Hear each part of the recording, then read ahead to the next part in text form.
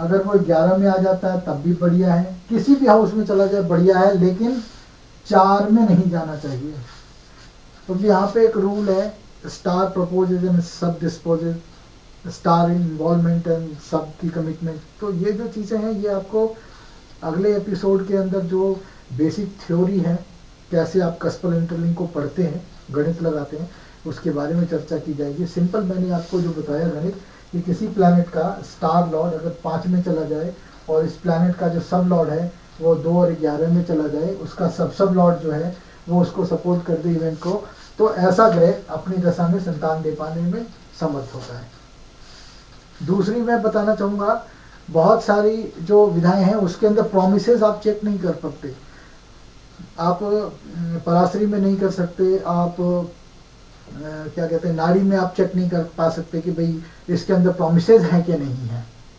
ऐसा कोई सिस्टम बना नहीं है कि आप ये समझ पाए कि भाई इस कुंडली के अंदर इसकी शादी प्रॉमिस में है कि नहीं है। अगर किसी प्लैनेट के अंदर 3-4 प्लैनेट के अंदर नाड़ी में भी आप देखें, 3-4 प्लैनेट के अंदर अगर ये सपोज कर लीजिए प्लैनेट है, ये अपने STL के द्वारा जो है वो 7 में चला जाए और SL के द्वारा जो है वो 5 और 11 में चला जाए, हालांकि नाड़ी वाले तो 5 की जगह में 2 का इस्तेमाल करते हैं, हम नहीं करते।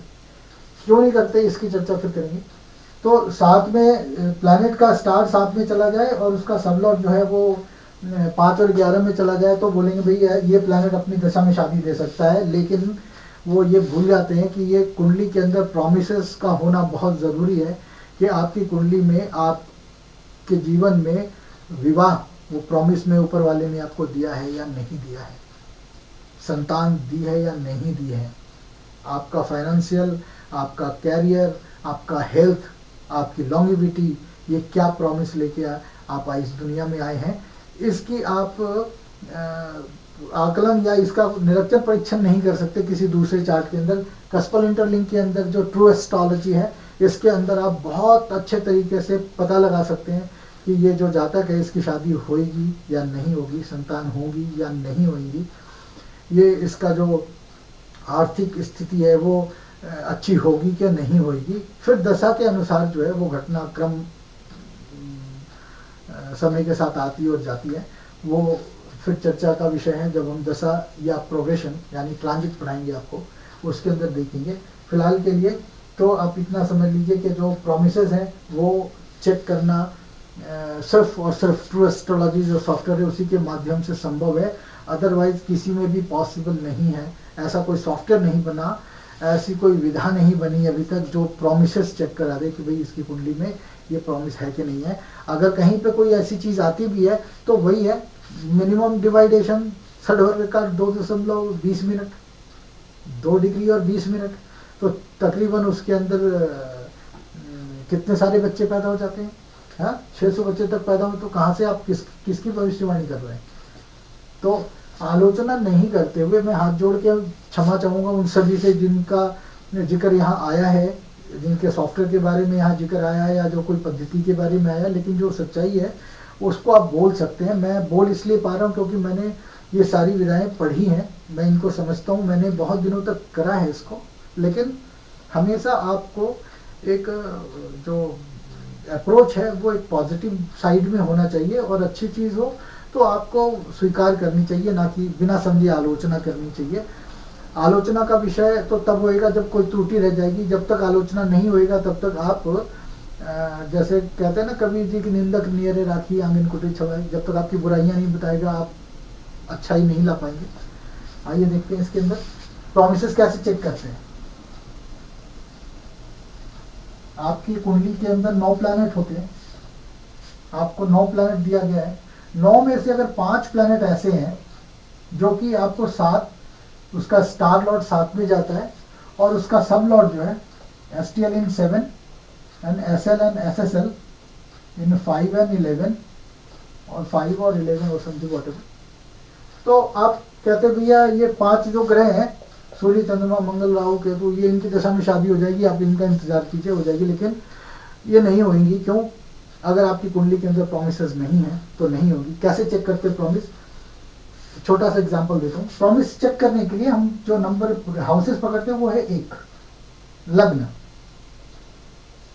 फर्स्ट हाउस, अगर फर्स्ट हाउस का जो SSL है ये अपने STL के द्वारा और अपने SL या SSL के द्वारा 7, 5, 11 में नहीं जाता है,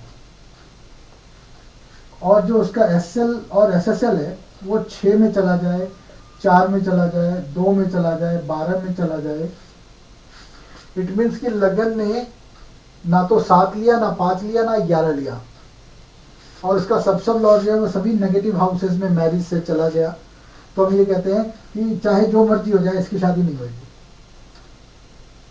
इसी प्रकार से जो 7th हाउस का जो SSL होगा वो भी मैरिज का कारक है। अगर 1% के लिए ये हाँ भी बोल देता है, ये 7 में चला गया और सब लॉर्ड जो है वो 5 में आ गया और सब लॉर्ड 11 में आ गया, चलो लगन ने मैरिज प्रॉमिस कर दी है। लेकिन अगर 7th हाउस का जो SSL है वो अगर 6 में चला जाए और उसका जो SL है और SSL जो है वो 4 में, 6 में, 8 में, 10 में और 12 में चला जाता है, तो ये क्लियर कट मना करता है कि शादी नहीं होगी। फिर चाहे आपके 5 प्लैनेट के अंदर 7, 5, 11 क्यों ना हो, शादी नहीं हो सकती। क्यों? यहाँ पे जब 7 नंबर का घर डिनाइल में आ जाएगा तो 7 नंबर से रिलेटेड कोई भी इवेंट बड़े जिनकी अपनी एक अहमियत होती है वो लाइफ में नहीं हो पाएगी। आइए देखते हैं इसमें आपका जो प्रॉमिसेस है अगर वो पॉजिटिव है तो कैसे होता है।